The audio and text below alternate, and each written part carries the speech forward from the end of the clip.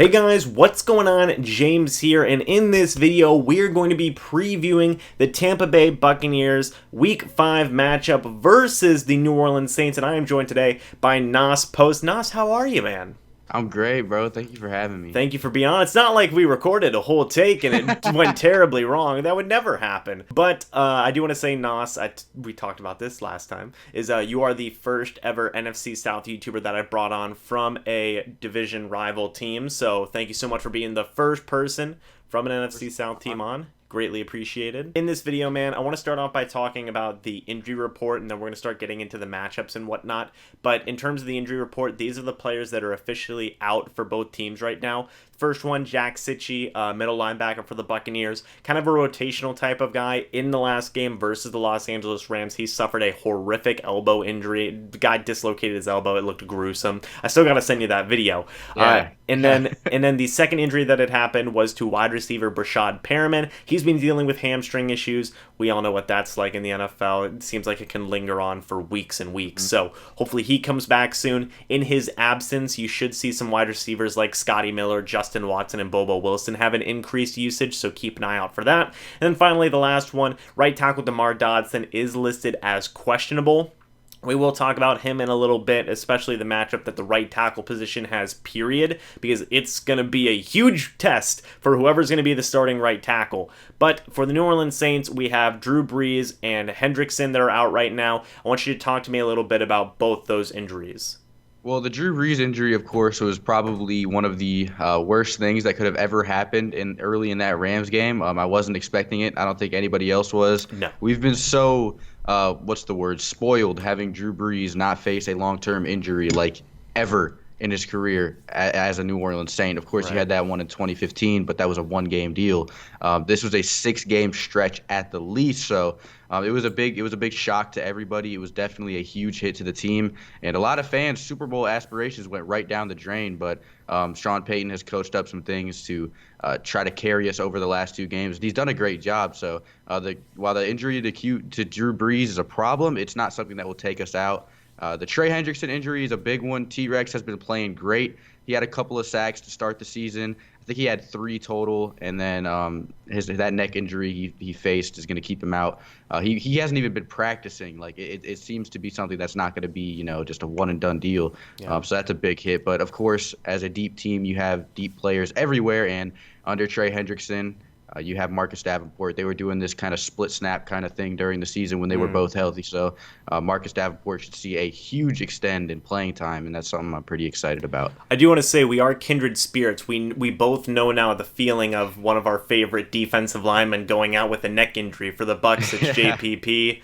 That still isn't a fun situation to deal with. And now with the New Orleans Saints, they have Trey Hendrickson, who is out right now with a neck injury. So hopefully he comes back soon. You never wish harm upon any player in the NFL. So hopefully, Trey Hendrickson, especially with neck injuries, because those are always, really tricky to figure out and whatnot. Hopefully he can come back soon. Now we're going to go ahead. We're going to switch focus here. We're going to start talking about the Tampa Bay Buccaneers offense versus the New Orleans Saints defense. So, Nos, I'll be honest with you. This New Orleans Saints defense, one of the best defenses in the league. They're so deep at all the positions. They're so complete, okay? They have talented players at each level, okay? And the defensive line, at the linebacker positions, in the secondary, they've got talent, okay? You have guys like Von Bell, Marshawn Lattimore, Cameron Jordan. That's, the captain of the defense in my mind. You also have some really sneakily underrated players. Marcus Davenport, who we just mentioned in the injury report. You also have Demario Davis, who, in my opinion, has really come in and really led this Saints linebacker core, and it's been one of the more underrated players in the NFC in terms of efficiency and talent at the linebacker position. So I want you to go ahead, give me a little bit of a rundown of the Saints defense, talk about some of the star players on that defense and what they're bringing to the table versus the Buccaneers offense. So like you mentioned before, the cornerstone of the defense is no doubt Cam Jordan, and Cam Jordan hasn't been doing as much as Saints fans may have been expecting this year, but I mean, if you go back and look at the film, there are so many holding penalties on that man that haven't been called. I don't understand what the issue is, but I'm not going to sit here and complain about that. Well, we know how those refs are. Yeah, no doubt. Especially Saints fans, I mean. Yeah, no doubt. So the Saints defensive line has a huge challenge this week. Your guys' running game has been extremely stout, but The New Orleans Saints haven't allowed a single 100-yard rusher in 32 games. So I have a bit of hope. Getting Sheldon Rankins back is definitely a huge plus. So the defensive line it has a huge test, but I think it's formatted for it. I think it could handle it. The secondary is where things get a little shaky. As you guys know, you have two number one receivers in Mike Evans and Chris Godwin, so that's going to be a problem. We got to hope that Marshawn Lattimore can do what he was talking about in an interview the other day, where he was talking about his flaws and the problems he was facing early on in the season.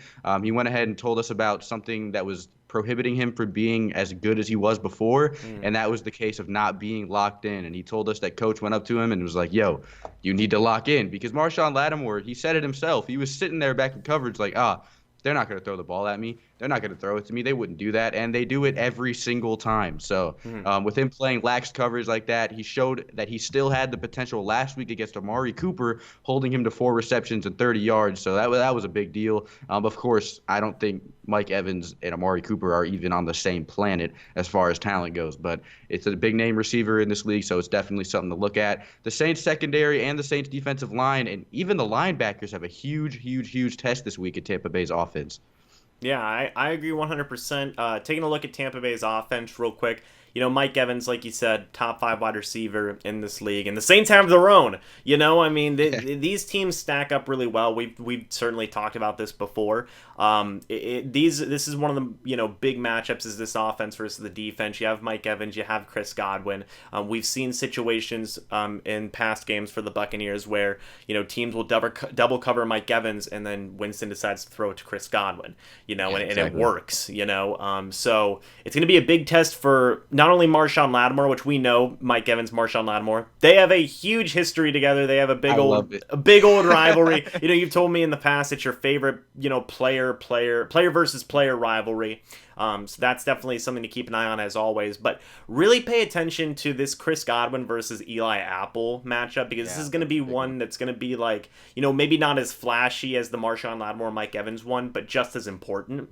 You also got to consider the running backs versus this Saints run defense. Like you said, Malcolm Brown, Sheldon Rankins. I think that those guys are phenomenal run stoppers. And then you throw in a defensive tackle like David Onyemata. You have 3 starting caliber defensive tackles right there on that Saints defensive line.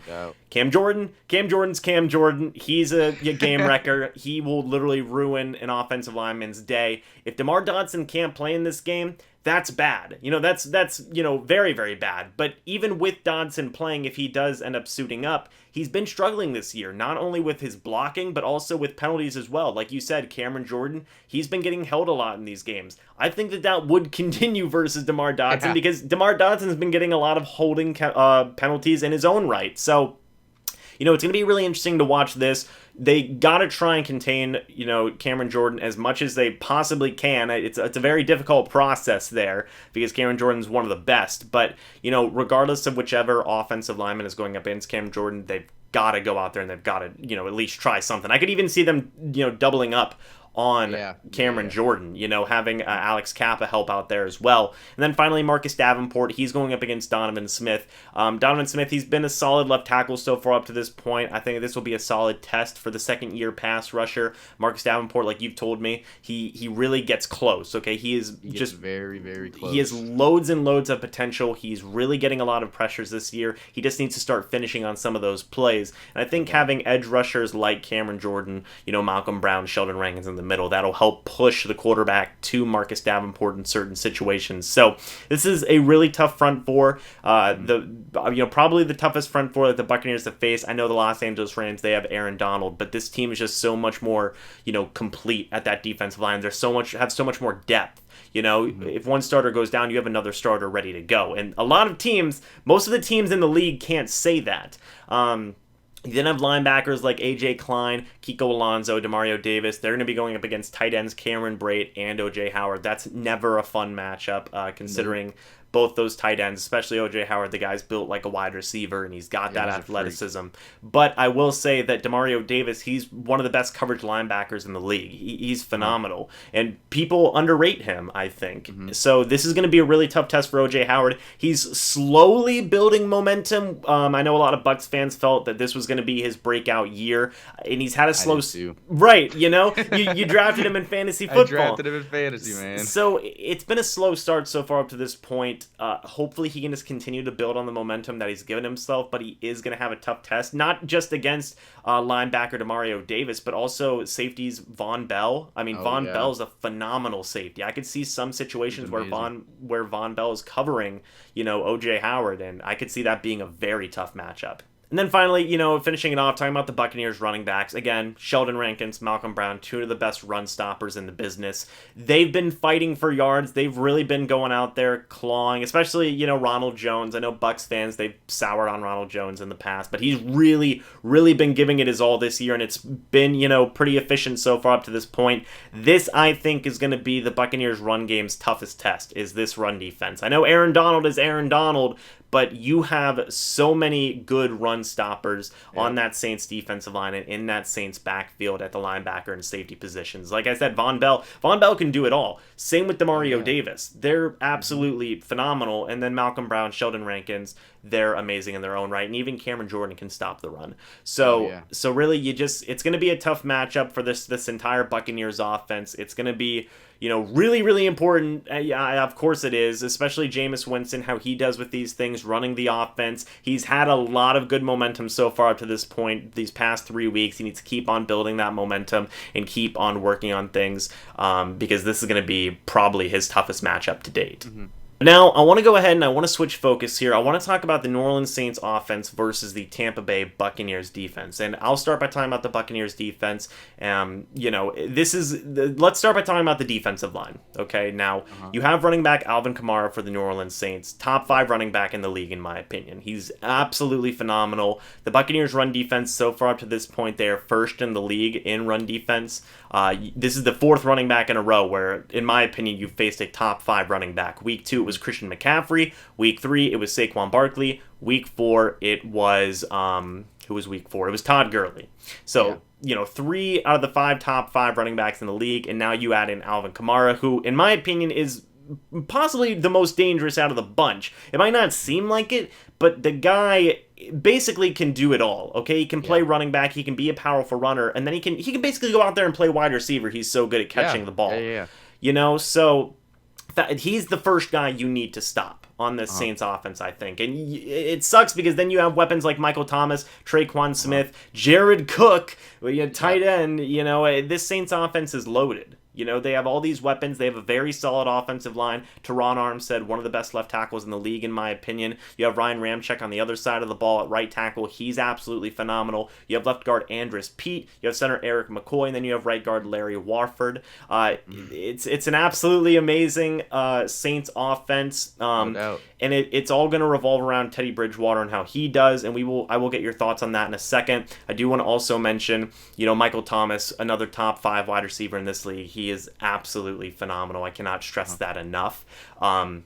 So this Buccaneers defense certainly has its work cut out for them. In terms of getting after the quarterback, guys like Ndamukong Suh, Vita Vea, William Golston, not only do they have to continue the momentum that they've built for themselves in terms of run defense, they got to, keep on getting that pass rush, keep on going out there and keep on rushing the passer. Carl Nassib, he's got to get a little bit more pressure going. He's started working his way up towards that with the momentum he's given himself the last couple of weeks. Levante David, Devin White, who is returning from injury, they're going to have one hell of a task in front of them, stopping not only Alvin Kamara, but they're also going to have to focus on Jared Cook. The Buccaneers, they've had problems the past couple of weeks stopping tight ends. We saw it with Evan Ingram. We saw it with Gerald Everett. We saw it all the way back with George Kittle and Greg Olsen. The Bucs have had a really tough time stopping tight ends this year. And then finally, the big one, Shaq Barrett, that's the best player on our defense right now. We got to see. Dude's insane. Right. We got to go out there. We got to see Shaq Barrett. Thank you, man.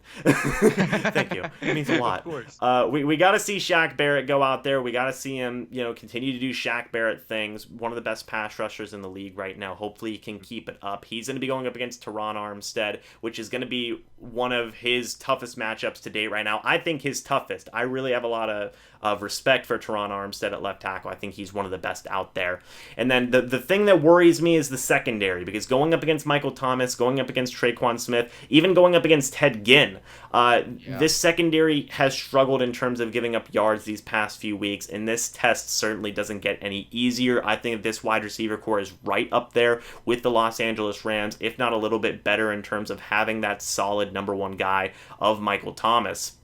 So that's going to be one of the most important matchups for this Buccaneers defense, is not only containing Alvin Kamara, which Bruce Arians has said, we want to contain the run, but you really got to pay attention to these Saints, receiving weapons versus this Buccaneers secondary, because that can be one of the things that just cripples this Buccaneers defense in this game. But Nas, I want to ask your thoughts on the New Orleans Saints offense. What do you think about the weapons, the offensive line, the running game, and then finally the quarterback, Teddy Bridgewater? So first, I want to highlight Alvin Kamara. The dude's been insane. He hasn't put up the most amazing statistics. He has 59 attempts for 280 yards and a touchdown. Mm-hmm. He has 4.7 yards per carry, and I'm not even going to go over his receiving stats, but he does have 20 receptions on the season already. Mm-hmm. The thing that separates Alvin Kamara from most is his balance.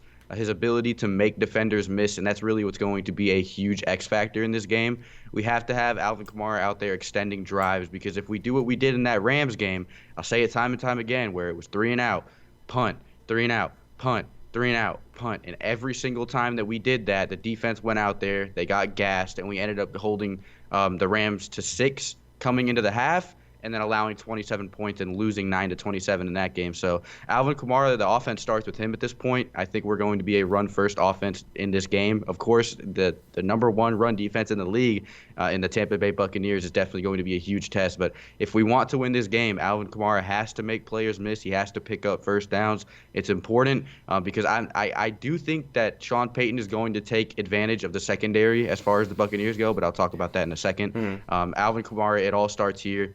He needs to bounce off dudes. He needs to make people miss. That balance is going to be important. Latavius Murray behind him on 3rd and short. He needs to use every ounce of strength he has in his body, because he doesn't get a lot of snaps anyway. He might as well put that energy to use when he's out on the field. Yeah. Michael Thomas, of course, he's been great this season. He has 34 receptions already, 361 yards and 1 touchdown. It seems like the touchdown stat for the Saints is completely deflated, and I'll get into that in a minute. But against the Cowboys, Michael Thomas did exactly what he needed to do in providing Teddy Bridgewater a safety blanket. He was 9 for 9, 95 yards. His longest catch being 20 yards. He was doing exactly what he needed to do. He was extending drives. His average reception, the yard rate, was 10.6. So that's another huge factor to this game, is if Michael Thomas could pick up the first downs. We just need someone to be out there extending the drives. This has never been a problem. This has never been a focus ever in my entire life. But now that we have Teddy Bridgewater in, it's definitely a huge deal. So Michael Thomas and Alvin Kamara need to both get going early, especially Alvin Kamara, because this team, as you could tell, starts with the run game. At this point, Alvin Kamara is a huge important piece. Now, Teddy Bridgewater is the next player I want to talk about, something that I feel like I have to highlight, that I'm required to highlight. The dude's been great for what he's been given. Of course, he came out during that Rams game. It was a stink show. It was a trash fest, but It happens. He got thrown into the fire against one of the best teams, or maybe one of the best teams in the NFC. I don't really know, to be honest. Well, depending on how things have gone so far, I mean, it's up in the air. Yeah, exactly. He has a 67.8 completion percentage on the year, 535 yards, 2 touchdowns, and an interception. And I'll say it time and time again, that interception wasn't his fault. It went right through Ted Ginn Jr.'s hands. So Teddy Bridgewater has been doing exactly what he's needed to do. He's going out there, managing the clock efficiently. He's throwing. Y'all can use that check down Teddy narrative all you want. He's doing exactly what he needs to do to keep the team out there and at least put a field goal through the uprights. But we're not going to win this game with field goals. We have to score touchdowns. That's something that is going to be huge next game if we're able to convert in the red zone, given that we've had so many opportunities over the past few weeks and haven't capitalized on them. So it all starts with Alvin Kamara, but Teddy Bridgewater is seemingly just as important. He has to get it going. He has to throw it to his safety blankets. Jared Cook has to get involved. He only has 80 yards on the year, so it's a big deal that we get him involved against the biggest tight end, the team that's had the biggest issues at tight end that we've played this entire year. Yeah. This is the week that that Jared Cook needs to get involved. There you go. And I do want to give a quick point about Teddy Bridgewater. Is I think that, like you said, Teddy Bridgewater's been solid. He's done exactly what he needs to do to win games. The Saints have been winning games with Teddy Bridgewater. It's not like the team is just completely deflated. There's a good system around Teddy Bridgewater for him to succeed. The thing I think that, that people have been doing with Teddy Bridgewater, and I don't think it's fair, is they're saying, well, why isn't he Drew Brees? And that's impossible. You can't expect. Yeah, you cannot expect a guy. You can't expect Teddy Bridgewater to play like Drew Brees. It's not going to happen. Teddy Bridgewater's going out there. He's playing Teddy Bridgewater brand of football, and it's all about efficiency. He's being efficient with the football, exactly. and he's doing exactly what he needs to do to help the Saints win games, and I think that that's been good. Exactly. And Teddy Bridgewater is such an interesting story. He came from the Minnesota Vikings, had the horrific knee injury. He went to the New York Jets. Then he was traded to the New Orleans Saints. And now there's obviously the question of, is he going to be the successor to Drew Brees? What's going to happen with this situation? Because they've made him now the highest paid backup quarterback in the league. He had opportunities to go to other teams and compete for that starting job, but he liked the system that was there with New Orleans. Makes sense. Whenever you have a coach like Sean Payton and you have the ability to learn behind a guy like Drew Brees, I think a lot of us would stay in that situation, especially considering you're still making some good money. So... Teddy Bridgewater, he's definitely going to be, an important piece of this game and how he does. I do want to ask you a question real quick because I do know some people have criticized this point of Teddy Bridgewater's game, and that's the deep ball. And in my opinion, I think he can throw it, but I think that Sean Payton, he's minimizing risk with Teddy Bridgewater, which is fine. Teddy Bridgewater didn't expect to be the starter this year. He was going to learn behind Drew Brees and then go from there. So now he's being thrown into this situation. I think that as the weeks go on, Teddy will get more comfortable with the offense, and we will see that deep ball a little bit more. But I do want to get your thoughts on that take of, Teddy Bridgewater can't throw the deep ball. Yeah, no, I think you're exactly right. The situation with his deep ball, it's not that he can't throw it. I don't know where that narrative derived from, that he's an NFL quarterback, he can't throw 25 yards down the field. No, that's not the situation here. Just like you said, this is going to be the third week of him starting. He's not going to be airing it out. That's just not how it works. Sean Payton is doing exactly what you said. He's minimizing the risk factor.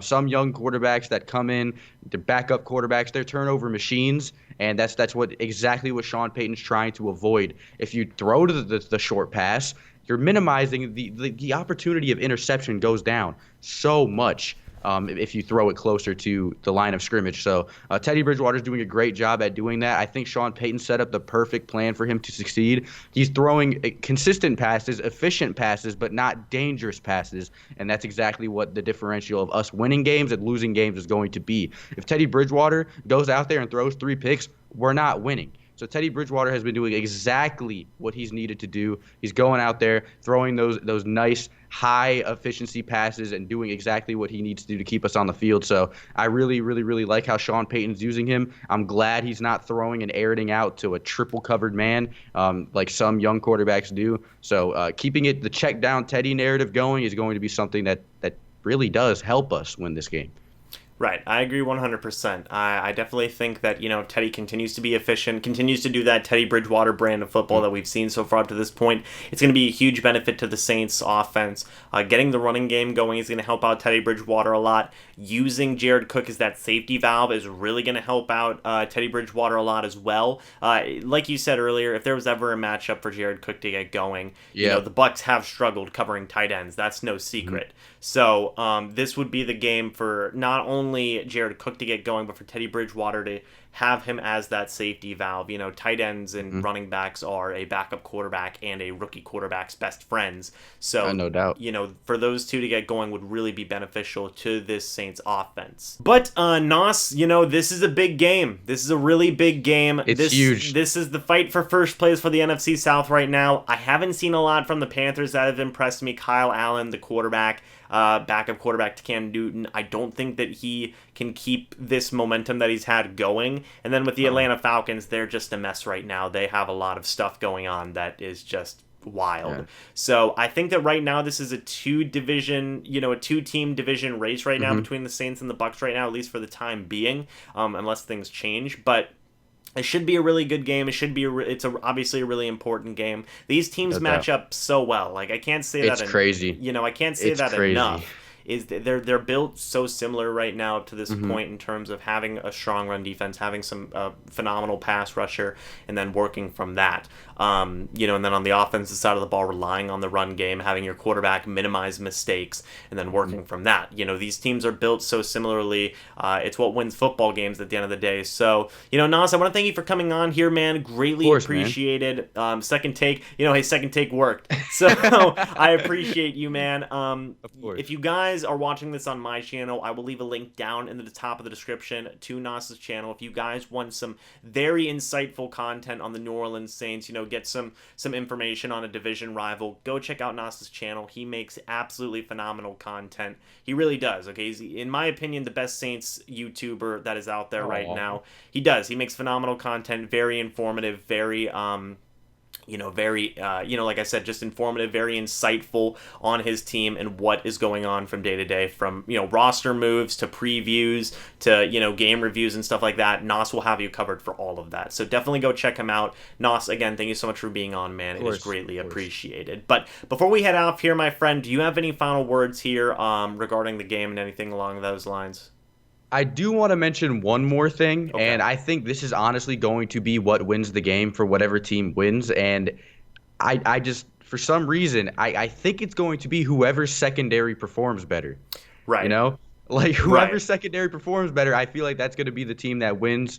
Just go down the field and try to make something happen. But yeah, that's just one thing I wanted to say. We didn't really mention it as far as the keys to winning, but I think that's a big one right there. Right. I agree 100%. We might have touched on it a little bit, but it can't go without being stated as the secondary. Bucs secondary, they've had their struggles so far up to this point. This is an insanely tough matchup for them. Same with the New Orleans Saints secondary. No doubt. It's two kindred spirits of secondaries, basically, So that's going to be one of the biggest keys, is how this secondary performs for both defenses, how they work against these really high-powered offenses, and just how those situations work out. But terrifying matchup, man. Yeah, exactly. I mean, there's a lot of terrifying matchups here, It's a coin flip. Yeah, it'll be a very interesting game. It's anybody's game, it really is, So guys, thank you so much for watching this video. I hope you all enjoyed. Go check out NOS's channel. This should be up on your channel as well, correct, NOS? Yes, sir. Like James said, he's leaving a link in his description for me. I'll do the same thing for him. Go watch his videos for real, because I learned so much more about the Buccaneers that I had no idea about. I couldn't name any of their offensive linemen, but now it's embedded in my head. So go ahead and click on his channel, subscribe to him. He's a great friend of mine. The best. I don't even know if there are any more, but he is the best Tampa Bay Buccaneers YouTuber out there. Like it's crazy. So go ahead and subscribe to him. His content is phenomenal. It's where a lot of my inspiration comes from. So go sub to him, man. Well, thank you much, man. I greatly appreciate that. Guys, until the next video or the next live stream, I will see you guys in the next one. I'm going to go ahead and finish my outro here. But until then, and as always, guys, goodbye for now, and go Bucs. And NOS, I'll toss it to you here to do your outro. Adios, boys. Who dat, baby? See y'all tomorrow. It's going to be a great game. Right on. There you have it. There you go.